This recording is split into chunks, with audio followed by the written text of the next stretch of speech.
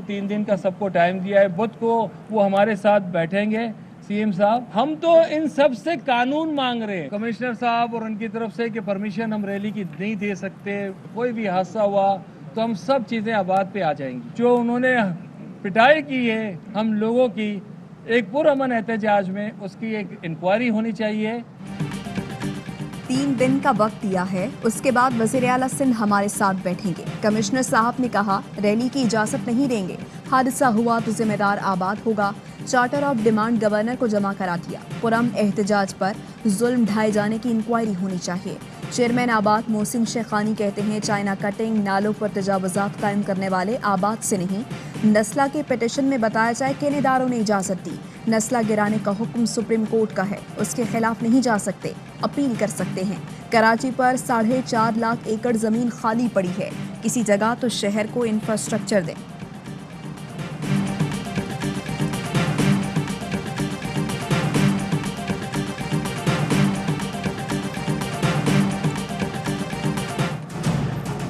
इंतहाई खतरनाक वेरिएंट है।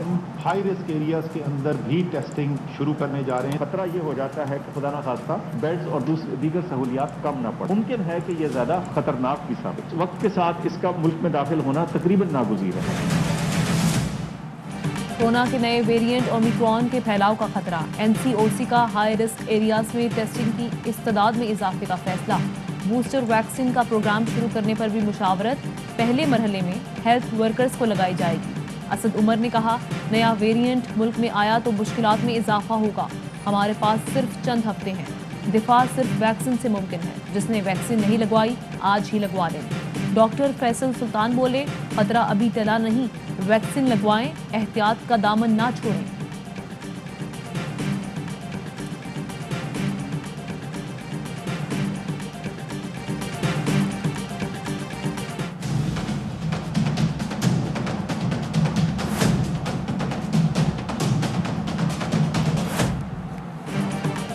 सिंध में सीएनजी स्टेशंस को 75 दिन के लिए गैस बंद करने का फैसला। 1 दिसंबर से 15 फरवरी तक सीएनजी स्टेशंस बंद रहेंगे।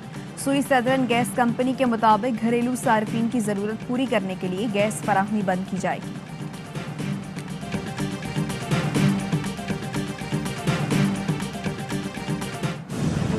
हाल ही में सेमिनार हुआ लाहौर में, पाकिस्तान के सुप्रीम कोर्ट के जजेस बुलाए गए, लेकिन चीफ गेस्ट उसको बुलाया गया जिसको उसी सुप्रीम कोर्ट ने सजा दी। और सजा क्या दी? पब्लिक का पैसा चोरी करने की सजा। और वो झूठ बोल के मुल्क से बाहर भागा हुआ है। कभी भी एक खुद गर्ज आदमी लीडर नहीं बन सकता, कभी बुज़दिल इंसान लीडर नहीं बन सकता।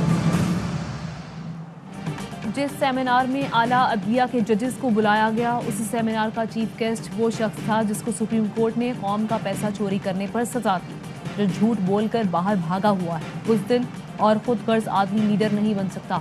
वज़ीर आज़म इमरान खान ने कहा जिस मुआशरे में करप्शन को बुराई ना समझा जाए उसमें मेहनत कौन करेगा। मुल्क का पैसा चोरी करने वाले लीडर पर मुआशरे की गुर्बत का गुनाह होता है। मैं सियासत में तब्दीली के लिए आया हूँ।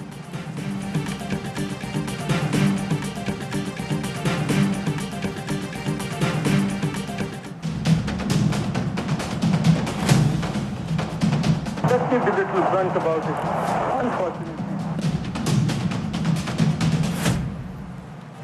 साबिक चीफ जस्टिस साकिब निसार की मुबैना ऑडियो टेप ज़ेरे इल्तवा अपील से मुताल्लिक है। जिनके केसेस से मुताल्लिक है उन्होंने मामला अदालत लाने में दिलचस्पी नहीं दिखाई। रोज़ कुछ ना कुछ चल रहा होता है, किस किस की बात की इंक्वायरी कराएंगे। मुबैना ऑडियो की तहकीकात के लिए कमीशन कायम करने की दरख्वास्त पर इस्लामाबाद हाई कोर्ट के रिमार्क्स।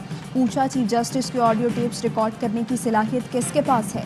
फर्ज करें ऑडियो दुरुस्त भी है तो असल क्लिप कहाँ और किसके पास है। कल कोई भी क्लिप लाकर कहेगा तहकीकात करें। ये भी देखना है कि फ्लड गेट न खुल जाए। पहले दरख्वास्त के काबिल समात होने पर बात करेंगे। विफाक का नोटिस जारी, दरख्वास्त के काबिल समात होने पर जवाब तलब।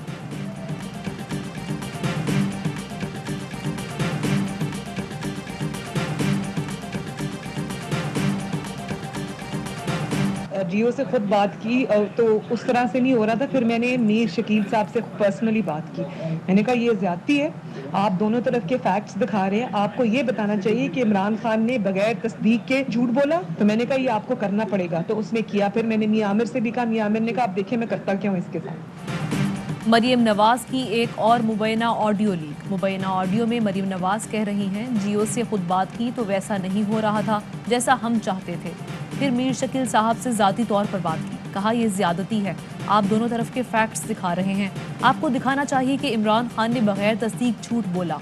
इस झूठ को ना सिर्फ दोहराया बल्कि 10 बातें घड़ ली। मीर शकील से कहा कि आपको ये करना पड़ेगा और उसने किया। मियां आमिर से भी यही कहा। मियां आमिर ने कहा, देखे मैं करता क्या हूँ इसके साथ। अल्लाह का शुक्र है हमने इसको झूठा साबित कर दिया।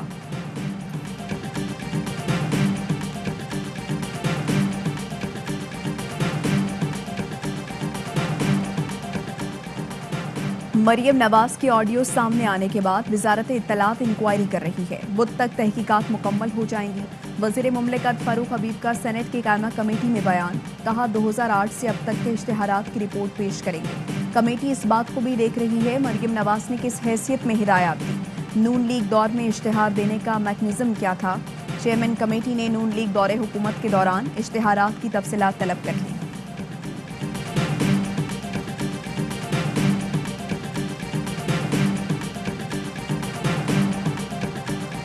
एजेंडा टो कर रहे थे। मीडिया के जो 4 बड़े ग्रुप थे उनका गला घोंटने का मकसद ये था कि वो इनके एजेंडा को टो नहीं कर रहे थे। जो लोग इनकी चोरी के ऊपर, इनकी करप्शन के ऊपर, इनकी स्याकारियों के ऊपर जो है वो पर्दे नहीं डाल रहे थे, उनके ऊपर इश्तिहारात की जो वो पाबंदी लगा रखी थी। ये तो अब बात खुल के यहाँ हो गई ना। मरियम नवाज अपना एजेंडा चलाना चाहती हैं, असल चेहरा कौम के सामने आ गया। वज़ीर मुमलिकत फारूक हबीब कहते हैं, मीडिया हाउस मरियम नवाज से डिक्टेशन ले रहे थे, हकायक अब खुलकर सामने आ रहे हैं। मरियम नवाज की ऑडियो के बाद मीडिया हाउस खुद को सहाफ़ी कहना छोड़ दें। शहजाद अकबर ने कहा, क्या ख़ानदान है, चचा जजेस को दबाते थे, भतीजी ने सहाफ़ती इदारों को तबाह कर दिया। मरियम नवाज की मीडिया हाउसेस के इश्तिहारात से मुतालिक ऑडियो पर Pakistan federation union of journalist कल सुप्रीम कोर्ट में पिटीशन दायर करेगी। सेक्रेटरी जनरल राना अजीम का कानूनी जंग के साथ मुजाहरों का भी ऐलान, कहा नून लीग की प्रेस कॉन्फ्रेंस का बायकॉट भी किया जाएगा।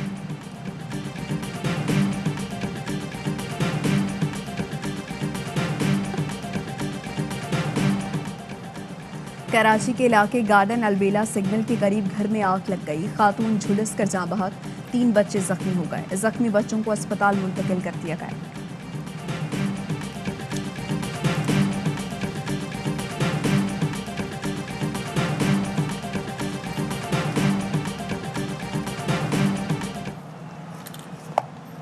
Sweeps it and sweeps it hard. And then this happens. Abdullah Shafiq played a glorious shot. और चिटागोंग टेस्ट में पाकिस्तान की पोजीशन मुस्तहकम। चौथे रोज खेल के इख्तिताम तक बगैर किसी नुकसान के 109 रन बना लिए। जीत के लिए मजीद 93 रन सरकार। आबिद अली 56 और अब्दुल्ला शफीक 53 रन बनाकर विकेट पर मौजूद।